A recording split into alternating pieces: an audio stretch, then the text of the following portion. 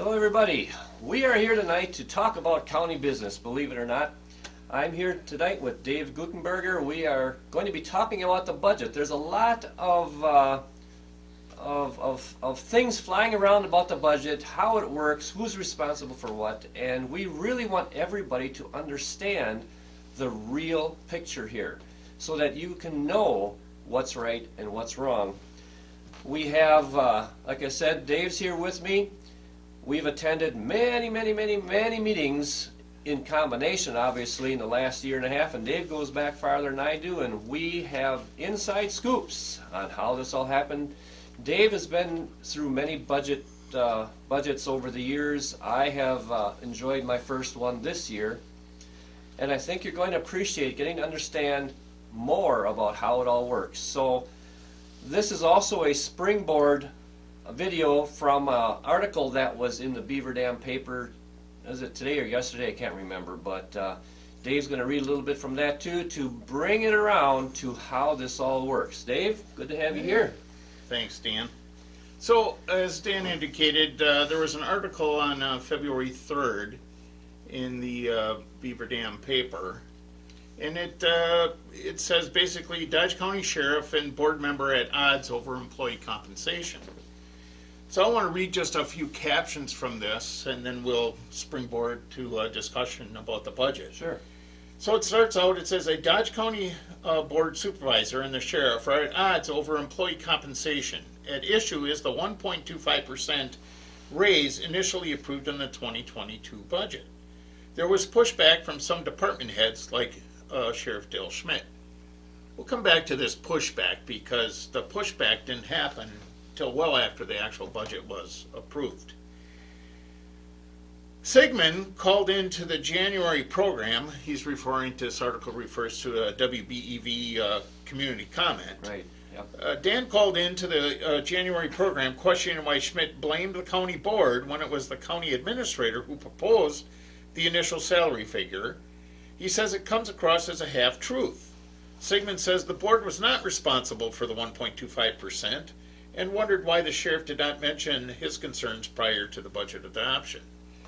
So, obviously, we'll get back to the article in a second, but, the budget was approved, and we're going to talk to you about how that budget is formed. There was a process. Yeah. No doubt. And we'll loop back to that. Let me just continue a little bit here. Schmidt countered by saying that it is up to the county board and no one else. I'm going to repeat that. Schmidt countered that it is up to the county board and no one else to review and approve the budget. I'd agree. We have to approve the budget. There. Yes, we Yeah. Yeah. Well, we'll talk about how that budget is created. He added that it sounds like Sigmund is shifting responsibility. The sheriff says elected officials should be aware of the issues and question how no one realized that there is inflation in workplace staffing challenges. Schmidt also questioned how a county board supervisor could completely wash his hands of the responsibility for a budget that the supervisor was responsible for adopting. Now, I take issue to a little bit of this, Dan. Well, I remember when I was talking with him on that show, and I said, you know what, there's not enough time to deal with this on the radio, so that's why we're here tonight. Yeah. But I'm going to come back to this, question how no one realized there's inflation and workplace staffing challenges. So let's talk about how this budget is formed. Sure. The administrator, county administrator, meets with the finance department, the finance committee, and that process starts in March, April, and it goes all the way through to us getting the budget. And he also says he has his administrative team that is looking at it month after month to make sure this is all going to line up right. So the administrator came in to the finance department with some, cost of living adjustments, some reports from CPI, and said, we're going to build a budget with the 1.25%.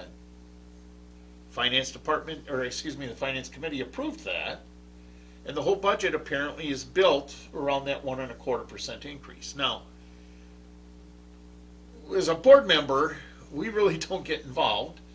The administrator is the administrator's budget, and the administrator works with his administrative team. Right, Dave? Through management council, they build this budget for the whole 6 months of building this budget. And we're just waiting, right? We're waiting. Yeah. We're waiting. We get to the point. Matter of fact, I'm just going to read you a little caption. So, I've been through this process several times. So back in September 29th, I drafted an email to Jim, he's our administrator, and I said, the calendar is rapidly approaching October and no budget has been prepared for the county board. Everyone realizes that the budget is a work in process right up to the day it is approved. Is there any reason why the county board does not get a copy of the working document? Can't be that tough to save it as a PDF and attach it and send it. Every time I talk to department heads, they say that working with Tyler Muniz, which is our new accounting system, is great and has improved the budget process, but here we are closing in on October and no budget has been submitted to the board for a review. Mind you, this is September 29th, end of September. So I got a reply from the administrator, and the reply says basically, from a planning perspective, distribution of the budget document on October 19th. That meets prior supervisor feedback of requesting 2 weeks for review. And this year, all supervisors will have the budget 2 weeks prior to the hearing and 3 weeks prior to the county board budget. So really, So you mean they were working on it for 6 months and we get 3 weeks to look at all this and we decide get what's 3 going to weeks. happen? Well, you know, we have 3 meetings. We had 3 meetings where the budget was given to us. October 19th, which was the end of our regular county board meeting, we were handed the budget documents. Ceremoniously, Yes, you know, it was quite a... bring them out. I mean, You know, they're about 3 inches thick, and they're handed to us. And then we get a brief overview. Our finance director, if you recall, That's went up right. to the front of the room, That's right, yes. and the administrator is the administrator's budget. And Okay? it's presented as such too, right? Correct. Yes. Yep. Finance, unlike like the state legislature and stuff, where finance committee has control over the budget and they can insert and take things out, Uh-huh. our finance committee doesn't do that. It is So- the administrator's budget Okay, until it's given to us for approval. All right, so we had 3 meetings where we could review the budget. October 19th, when it was handed to us. And we got a brief presentation from the finance director and the administrator. and there was opportunity for questions, obviously, but how are you going to have questions on a document you just received that's this thick? It's Correct. really tough. Then we had our hearing where we went through the budget. You know, and this was the first year they had a public hearing in the evening, wasn't it? Correct.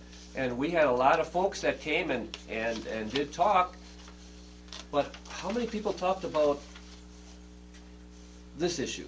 Well, you mean the wages? Yeah, Yeah, well, let's talk about that in a minute. okay. Because as you know, we had our hearing, Yep, and then October 9th, we met in the morning, and the budget was attempted to amend it, several November, different you areas. think, right? November 9th. November 9th, yes. Yep.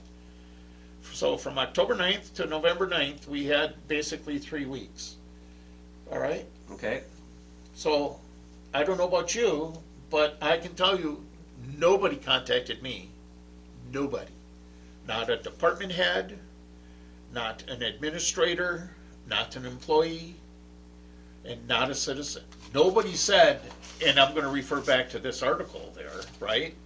Nobody said that we should be aware of the issues and questioned how no one realized that there's inflation and workplace staffing challenges. Well, Dan, I don't know about you, but I'm not a paid professional, okay? All right?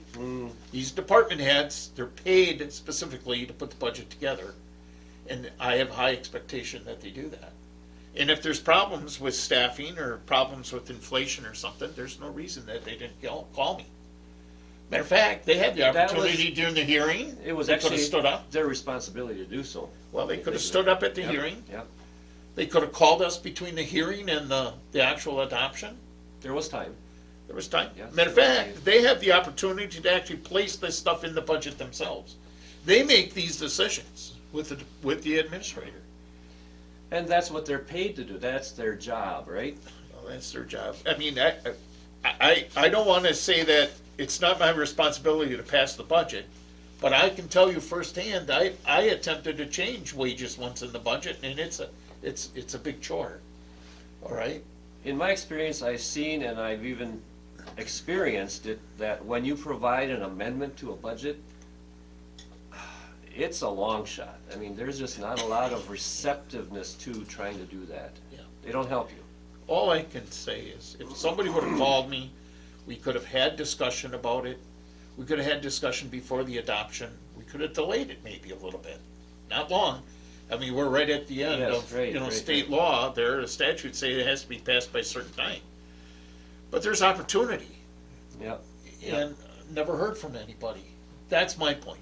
So I just want to refer to this article, and I encourage people to, pull this thing up, Daily Dodge, and look at that, and, hopefully they understand. And the board meetings were done upstairs in the fourth floor. They are also recorded. You can watch everything as it happened too. I'll take ownership of the budget. I get frustrated that, we're making changes and, as soon as it's passed, Within 3 weeks, I think. within, just a couple of weeks. So, I appreciate that you called them up, challenged them a little bit. As far as seeing, pushback from some department heads, there was no pushback at all. I didn't hear of any. No. No. I didn't After hear it was adopted, there was pushback, but not during the process itself. And what we'll have is, in the description for this video, we will have the links for all these meetings that you can watch if you want for this material here Dave's talking about. The links will be there. We are about the facts here. We're not going to just tell you our opinions about this. We're not trying to run away from this budget. We had no time to really deal with it in a way that we're accused of not dealing with it. And we just want everybody to know that too. Right, Dave? I would say that's fine. Yeah. Anything else you want to add right now? No, just if anybody has any questions, they can reach me, they can send me an email. I'd be happy to address it. I have an opinion, I express it freely, as you know, As we're supposed to be able to do in this country, yeah, right? yeah, so, But we are not the bad guys, number one. We're trying to do our best with the time and the materials that we are given, and we trust our employees that they're going to give us what they think is the right thing to do. So, yeah, give anybody a call, myself or Dave, give us a call. We'd be happy to talk more about it. We're actually thinking of doing this again with some more subjects that are coming up. I think we need to be able to educate Dodge County on how the county government works so that we can't be distracted by what people might say about it. That's what really upsets me sometimes. How do you know? We're going to let you know. all right. Thank you, thanks. Dave. Thank you, We'll Dan. come again. Thanks, everybody.